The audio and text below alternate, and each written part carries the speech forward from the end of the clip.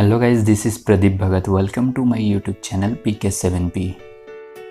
नमस्कार दोस्तों, आज के इस वीडियो में हम लोग बात करने वाले हैं एनसीईआरटी क्लास 6 हिंदी का चैप्टर 17 सांस सांस में बांस। हम लोग इस वीडियो के माध्यम से आज हम लोग इस पार्ट का क्वेश्चन आंसर को जानेंगे। अगर आप लोग इसी चैप्टर का समरी यानी सारांश वाला वीडियो देखना चाहते हैं तो उसका लिंक नीचे डिस्क्रिप्शन में दिया हुआ है। यदि आप लोग क्लास 6 का सभी चैप्टर्स का वीडियो लाइन वाइज देखना चाहते हैं तो उसका भी लिंक नीचे डिस्क्रिप्शन में दिया हुआ है। तो प्लीज़ गाइस वीडियो को कंप्लीट वॉच कीजिए, क्योंकि मैं आप लोगों को कंप्लीट इन्फॉर्मेशन देता हूँ और एक एक वर्ड का मीनिंग को तोड़ तोड़ कर समझाता हूँ। देखिए, पहला क्वेश्चन है, बांस को बूढ़ा कब कहा जा सकता है? बूढ़े बांस में कौन सी विशेषता होती है जो युवा बांस में नहीं पाई जाती? उत्तर होगा, देखिए, 3 वर्ष से अधिक उम्र वाले बांस को बूढ़ा कहा जाता है। बूढ़ा बांस बहुत ही सख्त होता है और जल्दी टूट जाता है। उसके विपरीत युवा बांस मुलायम होता है और उसे किसी भी आकार में मोड़ा जा सकता है। नेक्स्ट क्वेश्चन है, बांस से बनाई जाने वाली चीज़ों में सबसे आश्चर्यजनक चीज़ तुम्हें कौन सी लगी और क्यों? उत्तर होगा, बांस से बनाई जाने वाली चीज़ों में सबसे आश्चर्यजनक चीज़ मुझे मछली पकड़ने वाला जाल जकाई लगी। असम में जकाई नामक विशेष जाल से मछली पकड़ी जाती है और इसे बांस से बनाया जाता है। इसकी शंकु जैसी विशेष बनावट के कारण यह आश्चर्यजनक लगता है।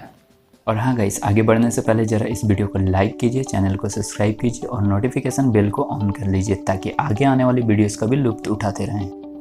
अगला क्वेश्चन है, बांस की बुनाई मानव के इतिहास में कब आरंभ हुई होगी? उत्तर होगा, कहा जाता है कि इंसान ने जब हाथ से कलात्मक चीज़ें बनानी शुरू की, बांस की चीज़ें तभी से बन रही है। ज़रूरत के अनुसार इसमें बदलाव हुए हैं और अब भी हो रहे हैं।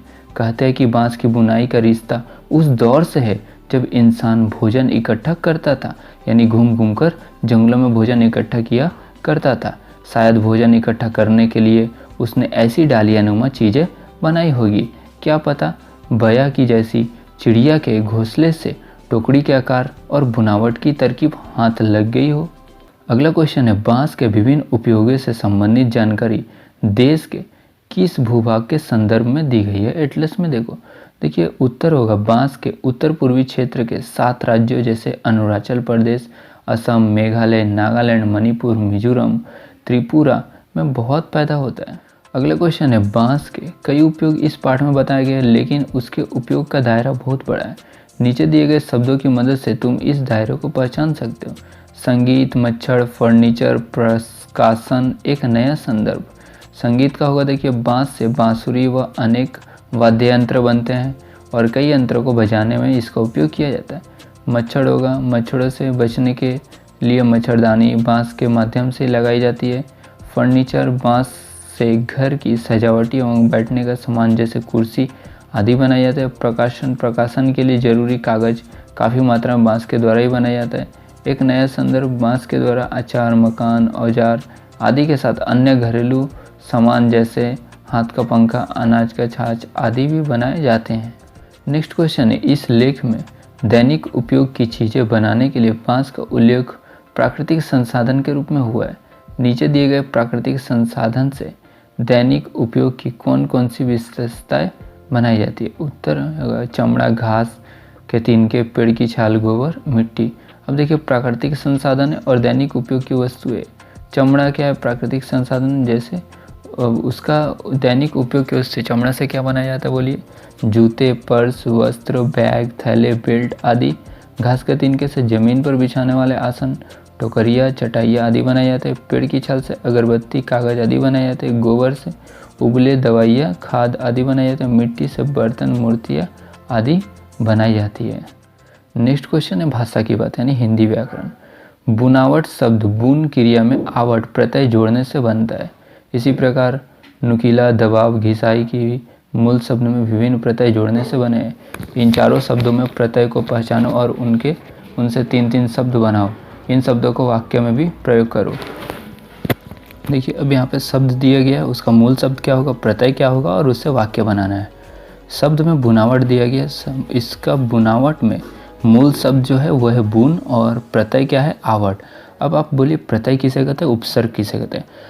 देखिए, उपसर्ग शब्द का जो शब्द के पहले में आता है उसे उपसर्ग कहते हैं, और जो शब्द किसी शब्द के लास्ट में लगता है और उसके मीनिंग को बदल देता है उसे हम लोग प्रत्यय कहते हैं। जैसे यहाँ पे बुनावट में बुन शब्द जो है मूल शब्द है और इसमें जो शब्द प्रत्यय लगा है वो है आवट। अब ये जो आवट, बुन में आवट मिलकर क्या बन गया, बुनावट। तो यहाँ पर जो बुनावट शब्द एक नया शब्द बन गया, जैसे सजावट, सीता के घर की सजावट बढ़िया है। घबराहट, गर्मी के कारण मुझे घबराहट हो रही है। लिखावट, राम की लिखावट बहुत सुंदर है। अब देखिए नुकीला जो शब्द है, नोक, मूल शब्द क्या है, नोक में ईला जोड़कर क्या बन गया, नुकीला। अब देखिए यहाँ पे जैसे कि ईला, ईला जो प्रत्यय है इससे हम लोगों को वाक्य बनाना है। तो जैसे सजीला, दूल्हा बहुत सजीला लग रहा है। चमकीला, इस साड़ी का रंग बहुत चमकीला है। रसीला, आम बहुत ही रसीला है। अगला जो शब्द है वो है दब और आव। प्रत्यय क्या है, आव, और मूल शब्द है दब। तो ये जो दोनों जुड़कर क्या बन गया, दबाव। पहला जो है इसी तरह से यहाँ पे आव वाला प्रत्यय से आपको वाक्य बनाना है। जैसे जमाव, यहाँ पर पानी का जमाव हो रहा है। सुझाव, मुझे तुम्हारा सुझाव उत्तम लगा। लगाव, माता पिता को अपने बच्चों से लगाव होती है। अगला शब्द है घिसाई। घिसाई क्या, जो मूल शब्द है घिस और आई क्या है, प्रत्यय है। अब आई वाला प्रत्यय से आप लोगों को वाक्य बनाना है। तो घिस प्लस आई मिलकर क्या बन गया, घिसाई। तो उसी तरह से देखिए यहाँ पर पढ़ाई, खेल के साथ हमें पढ़ाई में भी ध्यान देना चाहिए। लड़ाई, तुम्हें इस तरह लड़ाई करना शोभा नहीं देता है। सिलाई, आजकल दर्जी कपड़ों की सिलाई ठीक से नहीं कर रहा है। नेक्स्ट देखिए नीचे कुछ पार्ट से कुछ वाक्य दिया गया है। देखिए पहला वाक्य है, वहाँ बांस की चीज़ें बनाने का चलन है। चलन में क्या है, अंडरलाइन है। हम यहाँ बांस की चीज़ें एक दो का ही जिक्र कर पाए हैं। जिक्र में क्या है, अंडरलाइन। अब इसमें करना क्या है बताते हैं। रेखांकित शब्दों को ध्यान में रखते हुए इन बातों को अलग ढंग से लिखो। यहाँ पे जो चलन लिखा हुआ है, अंडरलाइन किया हुआ है, इसी को दूसरा तरीका से लिखना है। कैसे लिखेंगे, देखिए यहाँ पे, वहाँ बांस की चीज़ें बनाने की परंपरा है। चलन का जगह हम क्या बना दिए, बोलिए, परंपरा लिख दिए। अब देखिए यहाँ पर हम यहाँ बांस की एक दो चीज़ें का ही जिक्र कर पा रहे।